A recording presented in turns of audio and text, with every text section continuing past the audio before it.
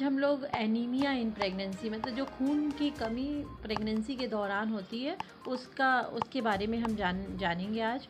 Anaemia मतलब क्या होता है कि हीमोग्लोबिन की कमी। शरीर में जब हीमोग्लोबिन कम हो जाता है तो उसको एनीमिया कहते हैं।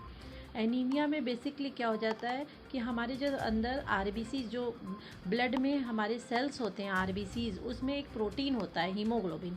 अगर उसकी कमी हो जाती है तो इसका मेन काम हीमोग्लोबिन का ये होता है कि हमारे ऑक्सीजन को लंग्स से सारे ऑर्गन्स तक पहुंचाना।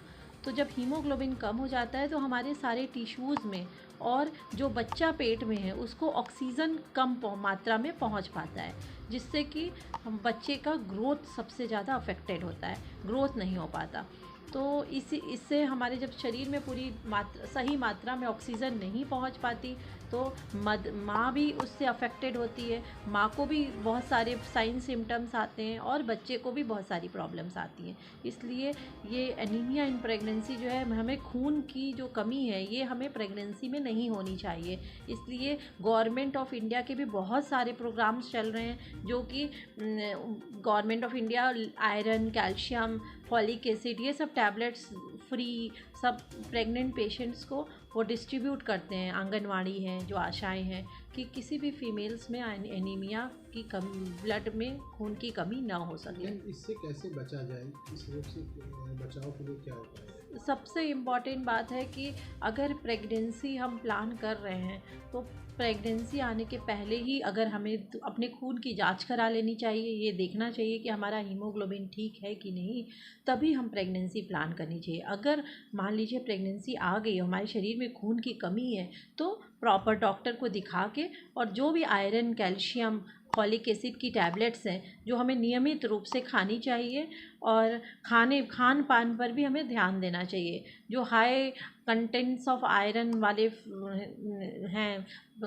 खाना उनको खाना चाहिए, जैसे कि स्पाइनेच है, ग्रीन वेजिटेबल्स हैं, एग हैं, डेयरी प्रोडक्ट्स हैं, इन सबको हमें खाना चाहिए। मेनली एनीमिया की जो कमी होती है वो एक आयरन डिफिशिएंसी एनीमिया होता है, एक फॉलिक एसिड की कमी से होता है, और एक होता है कि जो विटामिन B12 की कमी से होता है। इन तीनों ही एनीमिया के अगर एनीमिया हमारे नॉर्मली हीमोग्लोबिन फर्स्ट ट्राइमेस्टर पहले 3 महीने और लास्ट 3 मंथ 7वें 8वें 9वें महीने में 11 ग्राम तक होना चाहिए। अगर इससे कम होता है तो हम उसको एनीमिया कहते हैं।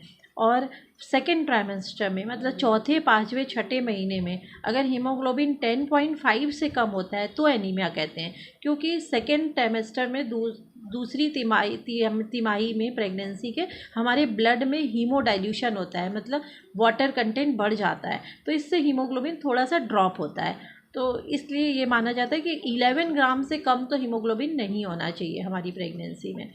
अगर हमें हीमोग्लोबिन की कमी होती है तो जो प्रेग्नेंट पेशेंट्स हैं उनको थकान होगी, आंखें देखेंगे तो पेल हो गए, शरीर भी सफ़ेद सफ़ेद नज़र आएगा, और डिज़नेस होता है, मिचली आती है, और नींद नहीं आना, थोड़ी देर में थकान हो जाना, सांस लेने में थोड़ी प्रॉब्लम होती है।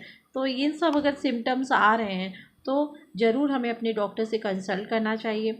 और अगर गर्भवती फीमेल में अगर खून की कमी होती है तो उससे बच्चे का डेवलपमेंट नहीं हो पाता, ग्रोथ नहीं हो पाता है। तो हम बराबर अल्ट्रासाउंड करा के या क्लिनिकल एग्जामिनेशन से भी पता कर सकते हैं कि बच्चे का ग्रोथ हो रहा है कि नहीं। समय से पहले डिलीवरी होने के चांसेस होते हैं। और फॉलिक एसिड की अगर कमी होती है तो उससे बच्चे में बहुत सारे कंजेनाइटल डिफेक्ट्स भी होते हैं। आपने नाम सुना होगा न्यूरल ट्यूब डिफेक्ट। इसमें बच्चे की रीढ़ की जो हड्डी होती है उसमें डिफेक्ट आ जाता है। तो अगर इसलिए फॉलिक एसिड का सेवन करना बहुत ही इम्पॉर्टेंट है। इसकी छोटी छोटी टैबलेट्स होती हैं जो कि हम रोज़ एक खाएं तो इसकी कमी नहीं होती है। फॉरेन कंट्रीज़ में तो फॉलिक एसिड को हम जब प्रेगनेंसी प्लान करते हैं उसके पहले ही शुरू कर दिया जाता है, 1 साल पहले ही, कि फॉलिक एसिड की डिफिशिएंसी से कमी से हमारे बच्चे में कोई भी प्रॉब्लम ना आए। पर इंडिया में तो अभी भी बहुत सारी congenital defect, neural tube defect हमें देखने को मिलते हैं। तो अगर हम उचित ढंग से अपने खान पान का ध्यान दें, समय पे दवाइयाँ लें, अपना खुश रहें, मेंटल पीस रखें, और समय पे एग्ज़ामिनेशन प्रेगनेंसी के दौरान समय समय पर एग्ज़ामिनेशन कराते रहें, तो हमें इन सब चीज़ों से हम बचाव। जैसे आज हम लोगों ने ये बात डिस्कस किया है कि हमें एनीमिया में प्रेगनेंसी में क्या क्या करना चाहिए, तो इसी तरह हम लोग बराबर आपसे का संपर्क में रहेंगे और हम बराबर कोई ना कोई एक नया टॉपिक जो कि आपके लिए एजुकेशनल हो, और अगर आप चाहें तो हमसे आप डिमांड भी कर सकते हैं कि इस चीज़ टॉपिक में हम बात करें, तो हम ज़रूर आपके सामने ये सब बातें लेके आएंगे। बहुत बहुत धन्यवाद। और मैं मेडविन हॉस्पिटल हमारा मैदागिन पर है। मैं डॉक्टर अंजना गुप्ता आप सबका बहुत बहुत धन्यवाद देती हूँ।